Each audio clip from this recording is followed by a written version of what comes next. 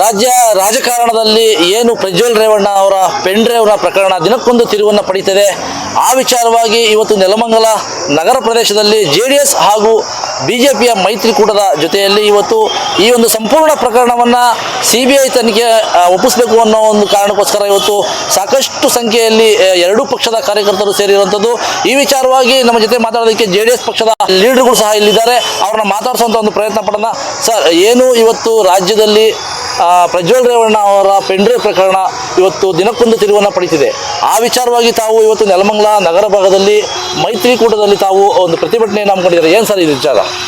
Sir, Nelamangala ವಿಧಾನಸಭಾ ಕ್ಷೇತ್ರದ ಜಾತ್ಯತೀತ ಜನತಾ ದಳ ಹಾಗೂ ಭಾರತೀಯ ಜನತಾ ಪಾರ್ಟಿ ವತಿಯಿಂದ SIT ಪ್ರಕರಣವನ್ನು CBIಗೆ ವಹಿಸಬೇಕು ಅಂತ JDS ಪಕ್ಷ ಹಾಗೂ ಭಾರತೀಯ ಜನತಾ ಪಾರ್ಟಿ ಪಕ್ಷ ಎರಡೂ ಕೂಡ ಹೋರಾಟ ಹಮ್ಮಿಕೊಂಡಿದ್ದೀವಿ. ಇವತ್ತೇನು SIT ಅಂತ ಅಂದರೆ ಸಿದ್ದರಾಮಯ್ಯ ಇನ್ವೆಸ್ಟಿಗೇಷನ್ ಆ್ಯಂಡ್ ಟೀಮ್. ಸಿದ್ದರಾಮಯ್ಯನ ಮಗ ತಿರೋದ ರಾಕೇಶ್ ತಿರೋದ ಸಂದರ್ಭದಲ್ಲಿ ಸಿದ್ದರಾಮಯ್ಯ ಅವರು SIT ಕೊಡಲಿಲ್ಲ, CBIಗೆ ಕೊಡಲಿಲ್ಲ.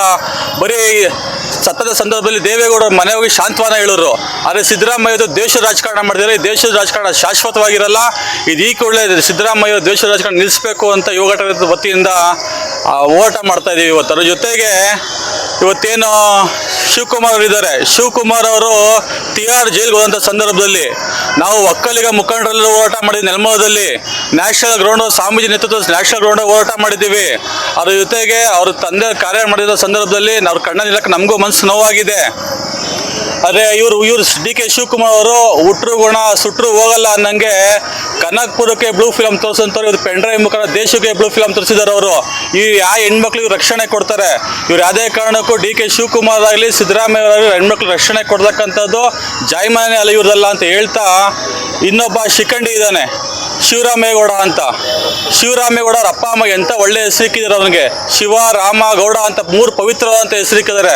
ಆದರೆ ಇವತ್ತು ರಾಜ್ಯ ಜನತೆ ಅವನಿಗೆ ಶಿಖಂಡಿ ಅಂತ ಹೆಸರು ಕೊಟ್ಟಿದ್ದಾರೆ. ಆ ಹೆಸರನ್ನ ಮುಂದುವರಿಸಬೇಕು ಅಂತ ರಾಜ್ಯ ಜನತೆ ನಾನು ಕೈ ಮುಗಿದು ಪ್ರಾರ್ಥನೆ ಮಾಡ್ಕೊತೀನಿ.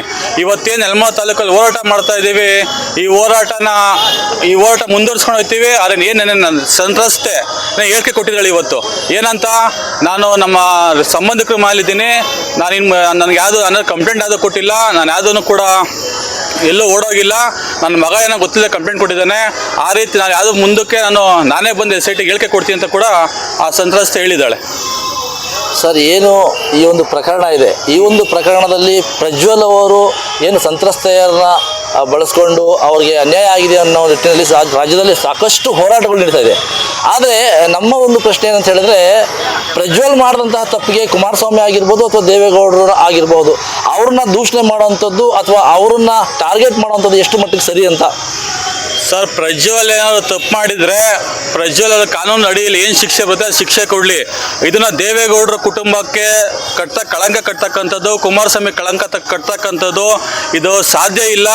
ದೇವೇಗೌಡರು ಇರೋವರೆಗೂ ದೇವೇಗೌಡರೇ ಒಕ್ಕಲಿಗ ಜನಾಂಗ ಪ್ರಶ್ನಾತೀತ ನಾಯಕ. ಅದ್ರ ಬಗ್ಗೆ ಯಾವುದೇ ಸಂಶಯ ಇಲ್ಲ ಸರ್.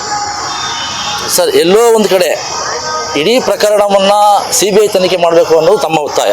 ಖಂಡಿತ CBI ತನಿಖೆಗೆ ಈ ಇಡೀ ಪ್ರಕರಣವನ್ನು ಒಪ್ಪಿಸಿ ಕೇಂದ್ರದ ಆ ಒಂದು ಅಧಿಕಾರದಲ್ಲಿ ಕೊಟ್ಟು ಈ ಪ್ರಕರಣವನ್ನು ಮುಚ್ಚಾಕುವಂಥ ಪ್ರಯತ್ನ ಅಂತ? ಖಂಡಿತ ಇಲ್ಲ ಸರ್. ಪ್ರಕರಣವನ್ನು ಮುಚ್ಚಾಕ್ತಕ್ಕಂಥ ಪ್ರಯತ್ನನೇ ಇಲ್ಲ. ನಮ್ಮ ರಾಜ್ಯಾಧ್ಯಕ್ಷರಾದ ಕುಮಾರಣ್ಣವ್ರು ಹೇಳಿದ್ದಾರೆ, ಇದಕ್ಕೆ ಎಲ್ಲ ರೀತಿಯಾದ ಸಹಕಾರ ನಾವು ಕೊಡ್ತೀವಿ, CBIಗೆ ವಹಿಸಿ ಅಂತ ಹೇಳಿದ್ದಾರೆ. ಅದರಿಂದ ಪ್ರಕರಣ ಮುಚ್ಚತಕ್ಕಂಥದ್ದು ಇಲ್ಲ. ಸೊ ವೀಕ್ಷಕರೇ, ಏನು ರಾಜ್ಯ ರಾಜಕಾರಣದಲ್ಲಿ ಪ್ರಜ್ವಲ್ ರೇವಣ್ಣ ಅವರ ಒಂದು ಏನು ಪೆನ್ ಡ್ರೈವ್ ಪ್ರಕರಣ ಇದೆ, ಇದನ್ನು ಸಂಪೂರ್ಣವಾಗಿ SITಯಿಂದ ಕಿತ್ತು CBI ತನಿಖೆಗೋಸ್ಕರ ವಹಿಸಬೇಕು ಅನ್ನೋದು JDS ಪಕ್ಷದ ಹಲವು ಕಾರ್ಯಕರ್ತರ ಒಂದು ಇದು ಮಾತಾಗಿತ್ತು. ಅದ್ರ ಜೊತೆಯಲ್ಲಿ ಇನ್ನೊಬ್ಬರು JDS ಪಕ್ಷದ ಪ್ರಭಾವಿ ಒಬ್ಬ ಮುಖಂಡ ಅಂತ ಹೇಳ್ಬೋದು, ಅವ್ರ ವೃತ್ತಿಯಲ್ಲಿ ವಕೀಲರು ಸಹ, ಅವ್ರನ್ನ ಮಾತಾಡ್ಸೋಣ. ಈ ಒಂದು ಪ್ರಕರಣದ ವಿಚಾರವಾಗಿ ಅವ್ರು ಏನನ್ನ ಹೇಳ್ತಾರೆ ಅನ್ನೋದು. ಸರ್, ಈ ಒಂದು ಪ್ರಕರಣದ ವಿಚಾರವನ್ನು ಹೇಳಿದ್ದಾರೆ, ತಾವು ವೃತ್ತಿಯಲ್ಲಿ ವಕೀಲರಿದ್ದೀರಾ, ಕಾನೂನಿನ ಅರಿವು ತಮಗಿದೆ. ಸೊ ಹಾಗಾಗಿ ನಿಮ್ಮದೇ ಒಬ್ಬ ಸಹಪಾಠಿ ಶಿವರಾಮೇಗೌಡ ಅಂತಕ್ಕಂಥ ಒಬ್ಬ ವ್ಯಕ್ತಿ, ಅವರು ಸಹ ವಕೀಲರು, ಏನು ಇಡೀ ಪ್ರಕರಣದಲ್ಲಿ ಇವತ್ತು ಅವ್ರ ಮೇಲುಗೈನ ಮಾಡಿದ್ದಾರೆ, ಆ ವಿಚಾರವಾಗಿ ಹೇಳೋದಾದರೆ ತಾವು ಏನನ್ನ ಹೇಳಕ್ಕೆ ಬಯಸ್ತೀರಾ ಸರ್? ನೋಡಿ, ಇವತ್ತಿಗೆ ಇಡೀ ಕರ್ನಾಟಕದ ರಾಜ್ಯದಲ್ಲಿರುವಂತಹ ಹೆಣ್ಣುಮಕ್ಕಳುಗಳು ತಲೆ ತಗ್ಗಿಸುವಂಥ ದಿನವನ್ನು ನಾವು ನೋಡ್ತಾ ಇದ್ದೀವಿ. ಗೃಹಲಕ್ಷ್ಮಿ ಹೆಸರಲ್ಲಿ ಇವರು ಕೇವಲ 2,000 ರೂಪಾಯಿ ಹಣವನ್ನು ಕೊಟ್ಟು ನಾವು ಹೆಣ್ಣುಮಕ್ಕಳ ಪರವಾಗಿದ್ದೀವಿ ಅಂತ ಹೇಳ್ತಾರೆ. 2,500 ಜನ ಹೆಣ್ಣುಮಕ್ಕಳ ಅಶ್ಲೀಲ ಚಿತ್ರಗಳಿದೆ ನಮ್ಮಲ್ಲಿ ಅಂತ ಹೇಳ್ಬಿಟ್ಟು ಜಾಹೀರು ಮಾಡ್ತಾ ಇದ್ದಾರೆ, ಜಾಹೀರಾತನ್ನು ಕೊಡ್ತಾ ಇದ್ದಾರೆ. ಸಿಡಿಗಳನ್ನ ಇಟ್ಕೊಂಡು ಪಾಲಿಟಿಕ್ಸ್ ಮಾಡ್ಲಿಕ್ಕೆ ಹೊರಟಿರುವಂಥ ಈ ಕಾಂಗ್ರೆಸ್ ಪಕ್ಷದ ದುರಾಡಳಿತ ನೋಡಿದರೆ ನಾವೆಲ್ಲರೂ ಕೂಡ ಇಡೀ ರಾಜ್ಯದ ಜನತೆ ದುರಂತದಲ್ಲಿ ನಾವು ಬದುಕ್ತಾ ಇದ್ದೀವಿ ಅಂತ ನನಗಾದರೂ ಅನ್ನಿಸ್ತಾ ಇದೆ. ಈ ರಾಜ್ಯದಲ್ಲಿ ಅಥವಾ ಈ ದೇಶದಲ್ಲಿ ಆದರ್ಶವಾದ ರಾಜಕಾರಣವನ್ನು ಕೊಟ್ಟಂತಹ ಮಾಜಿ ಪ್ರಧಾನಮಂತ್ರಿಗಳಾದಂತಹ ದೇವೇಗೌಡರು ಕುಟುಂಬದ ಮೇಲೆ ಷಡ್ಯಂತ್ರವನ್ನು ಮಾಡಿ ರಾಜಕೀಯವಾಗಿ ಅವ್ರನ್ನ ಮುಗಿಸ್ಬೇಕು ಅನ್ನೋ ಪ್ರಯತ್ನದಲ್ಲಿ ಅವರ ಖಾಸಗಿ ವಿಡಿಯೋಗಳನ್ನು ಬಳಸಿಕೊಂಡು ರಾಜಕಾರಣ ಮಾಡುವಂಥದ್ದು ಸರಿಯಲ್ಲ. ಮುಂದಿನ ದಿನಗಳಲ್ಲಿ ಇದೇ ರೀತಿಯಲ್ಲಿ ಸಿಡಿ ಲೇವಡಿಗಳನ್ನ ಮಾಡಿಕೊಂಡು ಸಿಡಿ ಮಾಸ್ಟರ್ಗಳಾಗಿ ಆಡಳಿತ ಪಕ್ಷದವರು ಸಿಡಿಗಳ ಮೇಲೆ ರಾಜಕಾರಣ ಮಾಡ್ತೀವಿ ಅಂತ ಹೋದರೆ ಮುಂದಿನ 4 ವರ್ಷಗಳಲ್ಲಿ ರಾಜ್ಯ ಬೇರೆ ದೇಶಗಳ ಮುಂದೆ ನಾವು ಕೈ ಚಾಚಿ ಭಿಕ್ಷಾಟನೆಗೆ ನಿಲ್ಲಬೇಕಾಗತ್ತೆ. ಇವರು ಕೊಡ್ತಿರುವಂಥ ಆಡಳಿತ ಮತ್ತು ಇವರು ಕೊಡ್ತಿರುವಂಥ ಏನು ಸರ್ಕಾರ ನಡೀತಾ ಇದೆ ಇಲ್ಲಿಗೆ, ಇದು ಜನತೆಯ ಪರವಾಗಿ ಯಾವತ್ತಿಗೂ ಕೂಡ ಇಲ್ಲ. ಮಾಜಿ ಪ್ರಧಾನಮಂತ್ರಿಗಳ ಒಂದು ಕುಟುಂಬದ ವಿಚಾರವಾಗಿ ಇವರು ತಗೊಂಡಿರುವಂತಹ ಇಷ್ಟೊಂದು ಪರ್ಸನಲ್ ಆಗಿ ತಗೊಂಡು ಪಾಲಿಟಿಕ್ಸ್ ಮಾಡ್ತಾ ಇದ್ದಾರೆ ಅಂತ ಅಂದರೆ ನಮ್ಮ ರಾಜ್ಯದ ಉಪಮುಖ್ಯಮಂತ್ರಿಗಳಾದಂತಹ ಡಿ ಕೆ ಶಿವಕುಮಾರ್ ಅವ್ರಿಗಾದರೂ ಗೊತ್ತಿರಬಹುದಿತ್ತು. ಅವರು ಕೂಡ ಒಬ್ಬರು ರಾಜಕೀಯದ ಪ್ರಭಾವಿ ನಾಯಕರು ನಮ್ಮ ರಾಜ್ಯದಲ್ಲಿ. ದೇವೇಗೌಡರಿಂದ ಕಲ್ತಿರುವಂಥ ಪಾಠ ಬಹಳಷ್ಟಿದ್ರೂ ಕೂಡ ರಾಜಕೀಯವಾಗಿ ಅವ್ರನ್ನ ಮುಗಿಸುವಂಥ ಕೆಟ್ಟ ಪ್ರಯತ್ನ ಮಾಡ್ತಿರುವಂಥದ್ದು ದುರಂತ. ಈ ರಾಜ್ಯದ ಜನತೆಗೆ ನಾನು ನೆಲಮಂಗಲ ವಿಧಾನಸಭಾ ಕ್ಷೇತ್ರದಿಂದ ಹೇಳಬಯಸುವಂಥದ್ದೇನು ಅಂದರೆ, ಈ ದೇಶದಲ್ಲಿ ಶ್ರೀರಾಮನ ಕಟ್ಟಡಕ್ಕೆ ಅನುಷ್ಠಾನ ಆರಂಭವಾದಂಥ ದಿನ ಪಾರ್ಲಿಮೆಂಟ್ಗೆ ನಮ್ಮ ಈ ಕಾಂಗ್ರೆಸ್ ಪಕ್ಷದ ಸಾಕಷ್ಟು ನಾಯಕರುಗಳು ಕಪ್ಪು ಬಟ್ಟೆನ ಧರಿಸಿ ಹೋಗುವಂಥ ಕೆಟ್ಟ ಪ್ರಯತ್ನ ಮಾಡ್ತಾರೆ. ನಾವು ಇಷ್ಟರಲ್ಲಿ ತಿಳ್ಕೊಬೋದು ಇವರು ಈ ದೇಶದ ಜನತೆಗಾಗಲಿ ರಾಜ್ಯದ ಜನತೆಗಾಗಿ ಏನನ್ನು ಕೊಡ್ತಾರೆ ಅಂತ ಹೇಳಿ. ಮುಂದಿನ ದಿನಗಳಲ್ಲಿ ಜನತೆ ಇದಕ್ಕೆ ತಕ್ಕ ಉತ್ತರವನ್ನು ಕೊಡ್ತಾರೆ ಅಂತ ನಾನು ಹೇಳ್ತೀನಿ.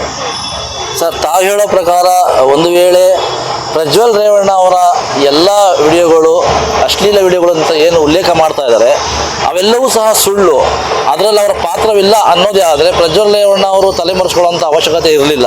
ನೇರವಾಗಿ ಬಂದು SIT ಮುಂದೆ ಕೂತ್ಕೊಂಡು ಇರೋವಂಥ ವಿಚಾರವನ್ನು ಸ್ಪಷ್ಟವಾಗಿ ಹೇಳ್ಬೋದಾಗಿತ್ತು, ಹೇಳಿಕೆ ಕೊಡ್ಬೋದಾಗಿತ್ತು. ಇದು ಯಾವುದೂ ಮಾಡದೆ ಎಲ್ಲೋ ಒಂದು ಕಡೆ ಹೋಗಿ ತಲೆಮರೆಸ್ಕೊಂಡಿರೋದು ಒಂದು ವಿಚಾರ ಆದರೆ, ಮತ್ತೊಂದು ಕಡೆ ಸಾಮಾಜಿಕ ಜಾಲತಾಣಗಳಲ್ಲಿ ಹಾಗೂ ಸಾರ್ವಜನಿಕ ವಲಯಗಳಲ್ಲಿ ಕೇಳಿಬರ್ತಾ ಇರ್ತಕ್ಕಂಥ ವಿಚಾರ ಏನಪ್ಪ ಅಂತ ಹೇಳಿದ್ರೆ, ಮುಂಬರ್ತಕ್ಕಂತಹ ಜೂನ್ 4ನೇ ತಿಂಗಳ ಫಲಿತಾಂಶದವರೆಗೂ ರೇವಣ್ಣ ಅವರು ರಾಜ್ಯಕ್ಕೆ ಬರೋದಿಲ್ಲ. ನಂತರ ಮೋದಿ ಸರ್ಕಾರ ಅಧಿಕಾರಕ್ಕೆ ಬಂದಂಥ ದಿನಗಳಲ್ಲಿ ಇಡೀ ಪ್ರಕರಣವನ್ನು ಮುಚ್ಚಾಕ್ತಾರೆ ಅನ್ನೋ ಮಾತುಗಳು ಕೇಳಿಬರ್ತಾ ಇದೆ. ಇದೀಗ ಪ್ರಸ್ತುತ ನಡೀತಾ ಇರುವಂಥದ್ದು ರಾಜ್ಯ ಸರ್ಕಾರದ ಹತೋಟಿನಲ್ಲಿ ನಿಯಂತ್ರಣದಲ್ಲಿರುವಂತಹ SIT ಅಡಿನಲ್ಲಿ ವಿಚಾರಣೆ ನಡೀತಿರುವಂಥದ್ದು.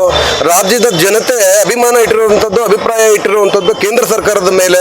ಚುನಾವಣೆ ಫಲಿತಾಂಶದಲ್ಲಿ ಅದು ಗೊತ್ತಾಗುತ್ತೆ. ಹಾಗಾಗಿ ಕೇಂದ್ರ ಸರ್ಕಾರದ ಅಡಿನಲ್ಲಿ ಬರುವಂತಹ CBI ಪಾರದರ್ಶಕವಾಗಿರೋದ್ರಿಂದ ಅದಕ್ಕೆ ವಿಚಾರಣೆಗೆ ಅವಕಾಶ ಮಾಡಿಕೊಡಿ. CBI ಮುಖಾಂತರ ಆಯಿತು ಅಂತಂದ್ರೆ ಯಾವುದೇ ವಿಚಾರಗಳು ಕೂಡ ಚಾಚು ಚಾಚದೆ ಪಾರದರ್ಶಕವಾಗಿ ಜನತೆಗೆ ತಲುಪುತ್ತೆ, ಒಂದು ಸಾಕಾರಗೊಳ್ಳುತ್ತೆ ಒಂದು ವಿಚಾರ ಅಂತ ಜನತೆ ಎಲ್ಲರೂ ಕೂಡ CBIಗೆ ವಹಿಸ್ರಿ ಅಂತ ಹೋರಾಟ ಮಾಡ್ತಾ ಇರುವಂಥದ್ದು. ಸೊ ವೀಕ್ಷಕರೇ, ತಾವೀಗೆಲ್ಲ ನೋಡಿದ್ರಿ ಏನು JDS ಪಕ್ಷದ ಕಾರ್ಯಕರ್ತರುಗಳು ಇಷ್ಟೆಲ್ಲ ಮಾತಾಡಿದ್ರು, ಇಷ್ಟೆಲ್ಲ ಸಮರ್ಥನೆಯನ್ನು ಮಾಡ್ಕೋತಾ ಇದ್ದಾರೆ ಪ್ರಜ್ವಲ್ ರೇವಣ್ಣ ಅವರ ವಿಚಾರದಲ್ಲಿ. ಇಡೀ ಪ್ರಕರಣವನ್ನು CBI ತನಿಖೆಗೆ ಒಪ್ಪಿಸಬೇಕು, SITಯಿಂದ ಕೈ ಬಿಡಬೇಕು ಅನ್ನೋ ಮಾತನ್ನು ಸಹ ಹೇಳ್ತಾ ಇದ್ದಾರೆ.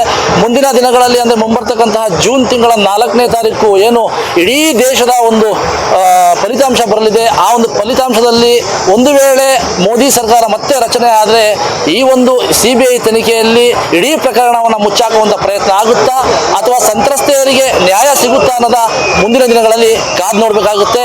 ಎದೆಗಾರಿಕೆ ಸುದ್ದಿವಾಹಿನಿಗಾಗಿ ವಸೀಂ, ನೆಲಮಂಗಲ.